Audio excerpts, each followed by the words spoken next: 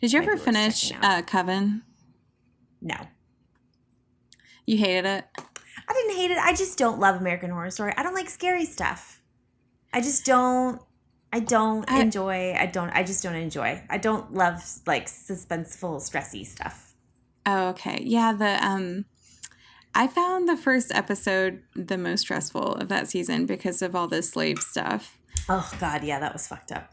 Like the contemporary murdery stuff is so like hammy that it doesn't really scare me at all. Yeah, I could probably finish it. I think I got maybe halfway through, but I could But probably finish it because that would be Kathy, good to have finished. Then we could talk about it.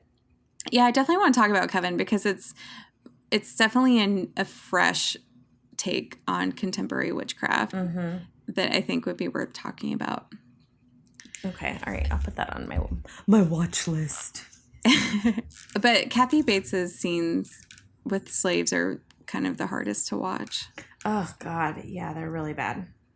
But there are other scenes like cutting up zombies with chainsaws. It's so just much that it doesn't really affect you at all, you know? Yeah, that show is very, very over the top. It really is. You can tell it's run by extra. gay men just because of how the women are portrayed. Yeah, well, and Ryan Murphy. I mean, I watched Nip Tuck to a certain point and had to tap out because I was like, this is fucking ridiculous. Like I can't with this. And season 1 of American Horror Story reminded me so much of the way that he wrote the main character, the main dudes in Nip Tuck. I was like, ugh, typical. Fuck you, Ryan Murphy. Oh yeah, not David Duchovny. What's his name? Dylan McDermott. Dylan McDermott. Yeah. For some reason I hate watching movies and shows where a constant theme is someone getting cheated on. Yeah. Like it just stresses me out. Like all the murder stuff was fine to me. It was all the like backhanded like phone call stuff that made me feel like I just can't hang with this dude. And I don't care if he lives or dies. Yeah. Well, and that's the problem that, like, I feel like Ryan Murphy always tries to write really disgusting, bad dude characters and make you sympathize with them. Like, that's such an old trick, though, you know? Yes, it's true. And it's boring. And it's like, nobody needs you're playing devil's advocate. Like, these dudes don't need you to advocate for them. They're doing fine. Exactly. Although he does that to Jessica Lange and Coven, and I think that's the thing I like most about that season is that it's just a bunch of like women with too much power and just fucking everything up and being horrible people. Yeah. Because you don't really see that, you know? I like that about How to Get Away with Murder too, just like women doing bad things. Interesting. And kind of occupying roles of destruction that men usually have in TV. It's refreshing. It feels powerful even though it's not constructive, it's destructive. Yeah, I never really thought about that, but that's a good point. I don't know that I feel like I watched the first few episodes of How to Get Away with Murder, but like I was watching it on Skype and then I got rid of Skype, or not Skype, what's it called?